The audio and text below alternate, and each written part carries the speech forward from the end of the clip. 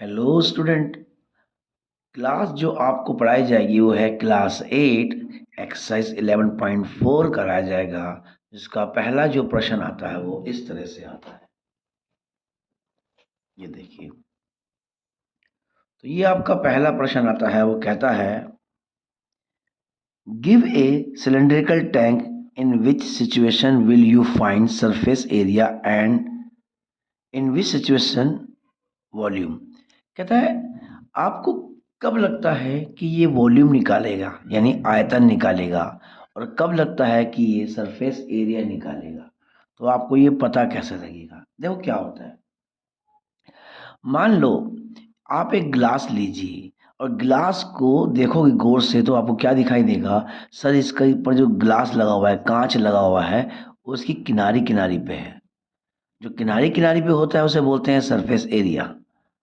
अगर मैं उसी ग्लास के अंदर चाय भर दूं, टी उसे भरता हूं, तो आपको क्या लगेगा, चाय भर रही है।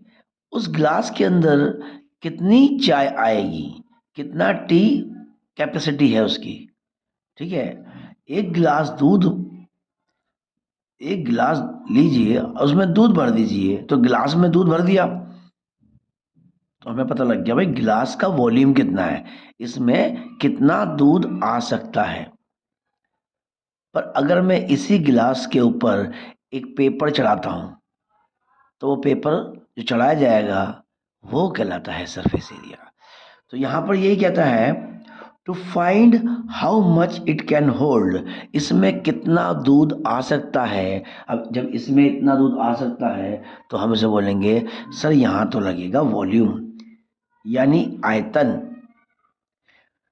Number of cements bags required to plaster it, अगर हम इसमें प्लास्टर करना पड़ जाए तो हमें पता है कि इसके अंदर सीमेंट से पूरा भरना नहीं है इसको, इसकी किनारे की ऊपरी ऊपरी परत पर ऊपर ऊपर क्या करना है, आपको सीमेंट लगाना है। और जब सीमेंट लगाओगे तो उसे बोलते हैं सरफेस यानी पृष्ठ। पृष्ठ माने होता है पतला सा पेपर, पृष्ठीय क्षेत्रफल, एक परत चढ़ानी है ऊपर, तो ये हो जाएगा आपका सरफेस एरिया।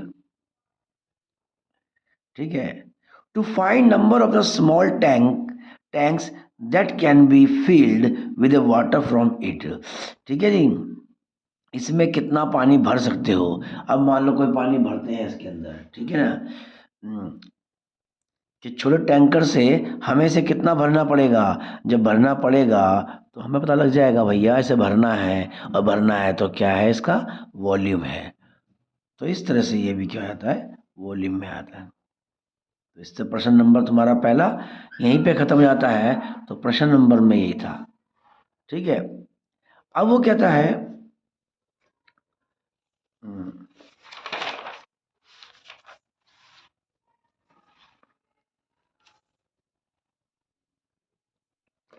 अगले प्रश्न को ध्यान से देखिए। कहता है डायमीटर ऑफ ए सिलेंडर ए, यहाँ ए है यहाँ बी है, ठीक है, 7 सेंटीमीटर है। And the tank and the height of 14 cent sorry and the height is 14 centimetre and diameter of the cylinder B is 14 centimeter and height 7 centimeter. Without doing any calculation, can you suggest whose volume is greater? बिना calculate किए आप बता दोगे कि किसका volume ज़्यादा है, आयतन ज़्यादा है। अब भाई बिना कैलकुलेट किए कैसे बता देंगे, 8वीं क्लास के स्टूडेंट्स हैं, कुछ तो कैलकुलेट करना ही पड़ेगा। ठीक है, तो without doing any calculations can you suggest whose volume is greater, किसका वॉल्यूम ज़्यादा है।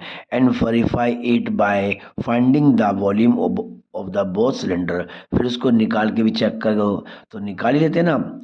And verify it by finding the volume of the both the cylinder. Check whether the cylinder with the greater volume also the greater surface area. अब जिसका volume ज़्यादा है क्या उसका surface area भी ज़्यादा है। देखिए क्या कहना चाहता है ये कहना चाहता है इस तरह से, कहता है मान के लो यहाँ पर है 7 सेंटीमीटर का डायमीटर है, और जो इसकी हाइट है वो है 14 सेंटीमीटर आती है। ये आपको बुक में दे रखा है, ये क्या है आपका ए, और ये क्या है आपका बी। कहता है इसका तो बेस जो है, डायमीटर जो है वो 14 है और हाइट जो है वो सेंटीमीटर। अगर आप बिना कैलकुलेशन इसे करोगे तो ध्यान रखना, जिसका बेस ज़्यादा बड़ा चौड़ा होगा ना, उसकी संभावना ज़्यादा होती है वॉल्यूम निकालने की। ठीक है जी। तो चलो पहले दोनों का वॉल्यूम निकाल लेते हैं। तो हम क्या करते हैं, पहले एक का निकालते हैं। ठीक है जी। वॉल्यूम ऑफ ए क्या था sir, pi r square h. ठीक है जी। पाई की वैल्यू कितनी हो गई 2/7, और यहाँ पर क्या आ रहा है 7। तो यहाँ रेडियस तो है नहीं, तो डायमीटर है, इसका आधा कर दो तो ये हो जाएगा रेडियस।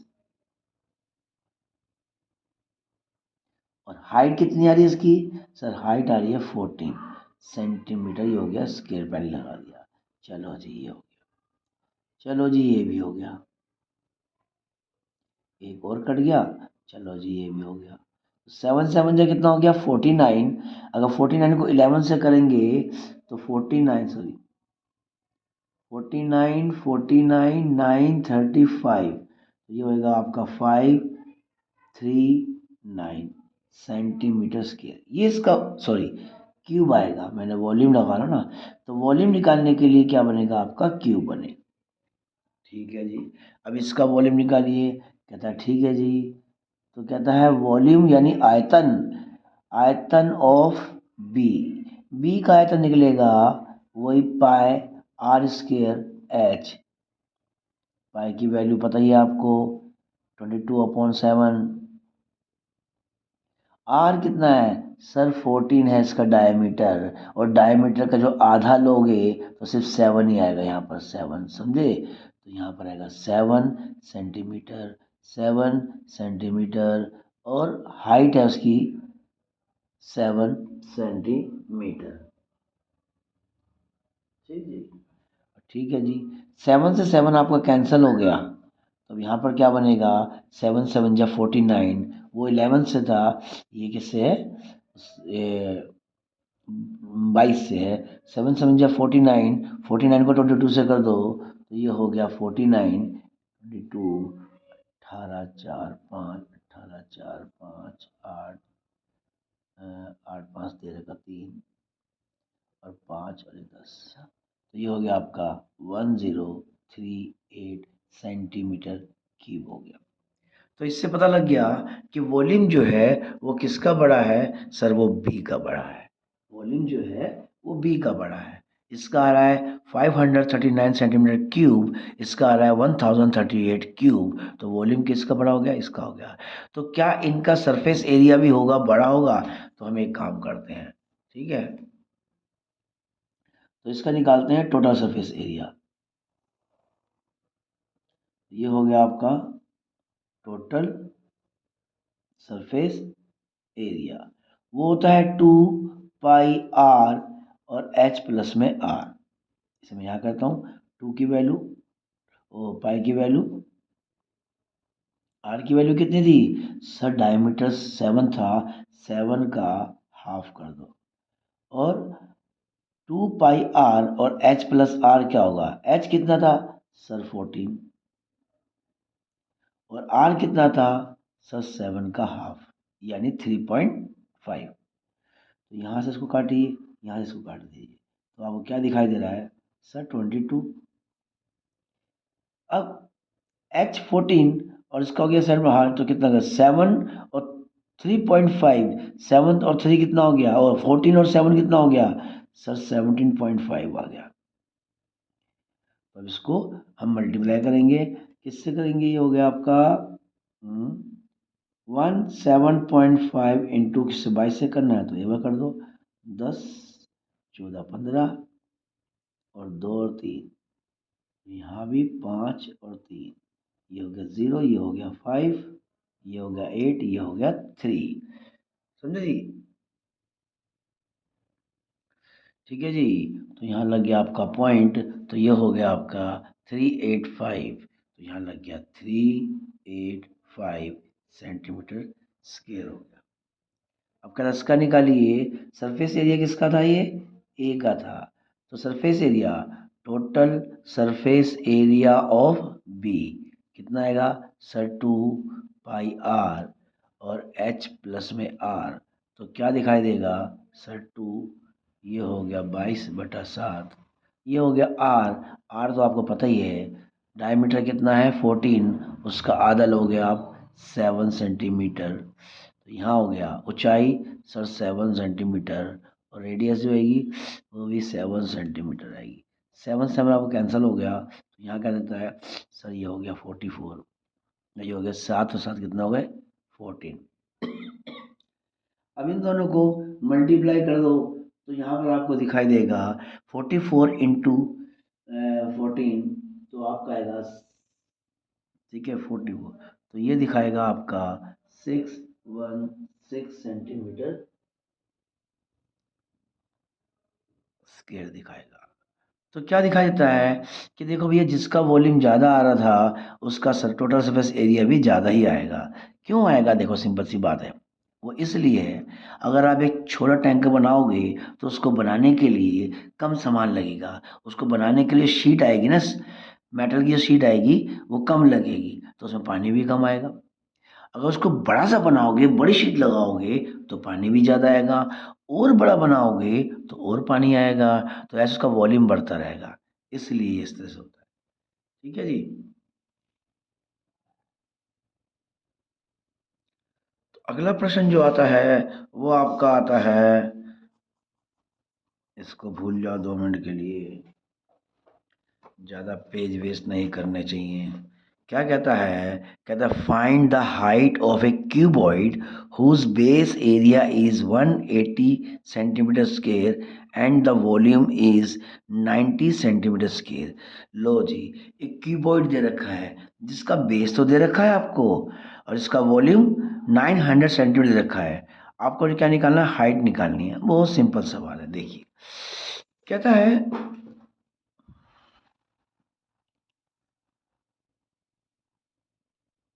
देखिए अब ये प्रश्न नंबर कौन सा हो गया, ये प्रश्न नंबर 3 हो गया। ठीक है जी, क्वेश्चन नंबर हो गया आपका 3 हो जाता है। अब कहता है एक आपको कीबोर्ड के बारे में दे रखा है, बहुत सिंपल सवाल। ठीक है जी, अब कहता है इसका आपको नीचे का जो बेस है, ये वाला जो बेस है ये, इसको आपको दे रखा है। सर नीचे का ये हिस्सा तो ऐसे ही आएगा ना, और ये क्या कहलाएगा आपका रेक्टेंगल कहलाएगा।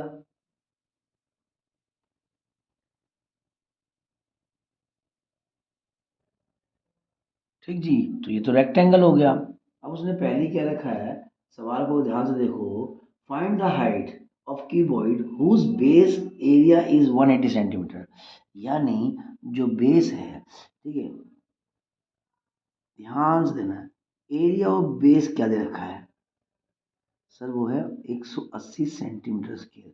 इसका मतलब हो गया लंबाई और चौड़ाई की वैल्यू आपको दे रखी है 180 सेंटीमीटर स्क्वायर, इस तरह से।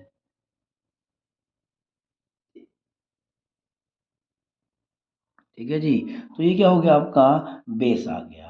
अब जब बेस आ गया तो रेक्टेंगल है, और रेक्टेंगल किस तरह से आता है सर, लेंथ इनटू ब्रेथ आता है, तो ये नीचे का जो एरिया आपको दे रखा है वो लेंथ इनटू ब्रेथ दे रखा है, तो इसीलिए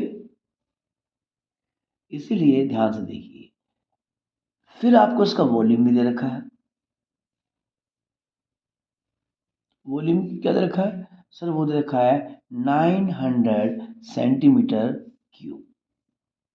ठीक है जी, इसका फार्मूला क्या होता है सर, वो लंबाई होती है, चौड़ाई होती है और ऊंचाई होती है, तो कितना आ गया 900 सेंटीमीटर। ठीक है, 900 है 9000, 900 ही है सेंटीमीटर की। पर सर ये जो लंबाई चौड़ाई दे रखी है ये तो आपको पहले से भी दे रखी है, तो यानी इसको उठा के, ठीक है, तो कहता है यहाँ पे चलो मान लो 1 कर दो और यहाँ 2 कर दो, कहता है ठीक है, ये लंबाई चौड़ाई को उठा के आप यहाँ लगा दो, बस आपकी ऊंचाई आ जाएगी।